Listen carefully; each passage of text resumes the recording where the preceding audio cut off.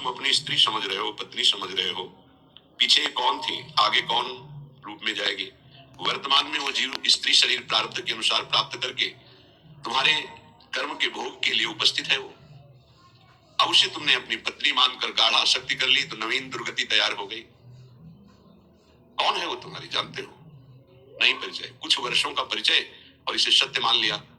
और जहां वो परिवर्तन नाशवान दृश्य जगत का एक दृश्य शरीर परिवर्तित हुआ, नाशवान शरीर का परिवर्तन प्रतिपल हो रहा है, तुम समझ नहीं पा रहे, पर समझा तब जाता है जब वो मृत्यु को प्राप्त होने का समय आता है। तब समझ तुम्हारी किसी काम की नहीं रहती, मन पछितई है अवसर भी थे। शुद्ध बनितादि जान स्वार्थ रत ना करो नेह सभी थे। स्नेह मत करो, स्नेह प्रभु से करो, प्रभु का भाव रखकर करो। कहने की काष्टव तनया, ये जो तुम्हारे पुत्र रूप में आया है, ये कौन है जानते हो? तुम्हारे कर्म का भोग भोगाने के लिए कोई भगवत अंश आया है। ये कुछ समय के लिए आया है। शुभ कर्म तो सुख प्रदान करेगा, अशुभ कर्म तो दुख प्रदान करेगा, लेकिन वो तुम्हारा नहीं है। आप उसका परिचय नहीं जानते जो पुत्र रूप में आया हुआ है। स्थिरमति रेतन मृति मनुगणया, तुम्हारी बुद्धि स्थिर नहीं है, इसीलिए तुम समझ नहीं पा रहे कि गणना नहीं कर पा रहे हो कि तुम्हारी एक एक श्वास व्यर्थ में नष्ट हो रही। आखिरी श्वास अहा किमत ना पश्यसि मरणम, क्या तुम देख नहीं पा रहे हो कि तुम्हारी श्वासें कम हो रही है, तुम मृत्यु की तरफ जा रहे हो। तुम्हारा शरीर कभी भी अचानक छूट सकता है। ऐसा नहीं कि आप वृद्धावस्था में ही जाकर मरेंगे। तो पर वृंदावन में शरणम, फिर भी तुम वृंदावन का आश्रय वास स्वीकार नहीं करते, सत्संग का अनुसरण नहीं करते, आचरण में नहीं उतारते, निरंतर नाम जप नहीं करते, तो किस भूल में तुम पड़े हो? तुम्हारे पास पत्नी है, पुत्र है, संपत्ति है, इस भूल में, ये तुम्हारी नहीं है। कुछ समय के लिए तुम्हारे प्रारब्धानुसार ये संयोग बना है, बस बिछुड़ जाएगा, इसे तुम रोक नहीं पाओगे। ना अपने शरीर का छूटना, ना अपने सगे संबंधियों के शरीर का छूटना, ये तुम्हारे बस की नहीं कि तुम रोक लो। तो क्या करें, सबको छोड़ दे? नहीं, सब में भगवत भाव करो, अपने धर्म का पालन करो, खूब नाम जप करो। जीवन सार्थक करने के लिए बहुत आवश्यक है। अगर आप इनके मोह में फंस करके भगवत विमुख जीवन व्यतीत कर रहे हैं तो निरर्थक जीवन है। प्राण निकल जाए पर भजन नहीं छूटेगा, इसे ही भजन कहते हैं। और ऐसा भजन बहुत लोग नहीं करते, कोई कोई करता है।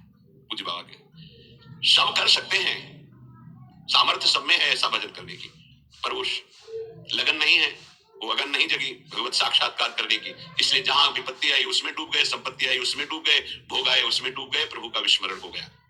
इसका यही कारण है। भजन का तात्पर्य है भजन में गोता लगाना, डूबना। बस चल रहा है मंत्र नाम, उसी के श्रवण में डूबा हुआ उपासक। डूब करके भजन किया जाए तो 6 महीने में भगवत साक्षात्कार कर लिया ध्रुव जी ने। डूब करके गोता लगाया, 6 महीने भजन में भगवान का साक्षात्कार कर लिया। और अगर तन्मयता नहीं है भजन में तो बहुत लंबा समय निकल जाता है। देखो इस मन को देखा, अगर इसको भजन का सुख आप नहीं दोगे तो ये रुपए की गणना का सुख करने लगेगा। कई बार हमने कहा बचपन से इसी बात की पढ़ाई है मन की वृत्ति की, आप देख लेना, अनुभव करना। अगर आपको प्रियाजू के भजन में गुरु की आज्ञा के अनुसार तन्मयता नहीं आ रही है तो आपका अर्थ के प्रतिभाव आ जाएगा। अनंत ब्रह्मांडों में कितना ईश्वर है और वो मायाकृत एक पलक झपकते श्री भगवान ने रचा है। ऐसे श्री भगवान को अधीन करने वाली प्रियाजू का आश्रय हृदय में रहे और फिर क्या। पर उस भजन न होने के कारण हमारी स्थिति अपने आश्रय तत्व पर नहीं होती। आश्रय हुआ ही नहीं, होने का अवसर मिला लेकिन हमने फिर भी वही लौट कर आश्रय कर लिया, पलट गए, फिर वही आश्रय कर लिया। सन्मुक्ता से जो एकदम परिवर्तन होता है, एकदम विमुक्ता के लिए माया अपना जाल रचती है। स्पष्ट देख, तो इससे बहुत बढ़िया महल बना सकता है, तू बहुत बढ़िया कार ले सकता है, तू हर सुख सुविधा ले सकता है। राजी हो गए, देखना सब व्यवस्था बढ़िया बन रही। नहीं नहीं, हम व्यवस्था बढ़िया नहीं बनाने आए, हम व्यवस्था को श्री जी के आश्रय से चाहते हैं, अपनी मन बुद्धि के आश्रय से। लाडली जो कि महलों में रखो चाहे झोपड़ी में बात, उसका केवल आश्रय अंतर से प्रभु का होता है। गृहस्थ और विरक्त की चेष्टाएं अलग होती हैं, निवृत्ति परक चेष्टा और प्रवृत्ति परक चेष्टा।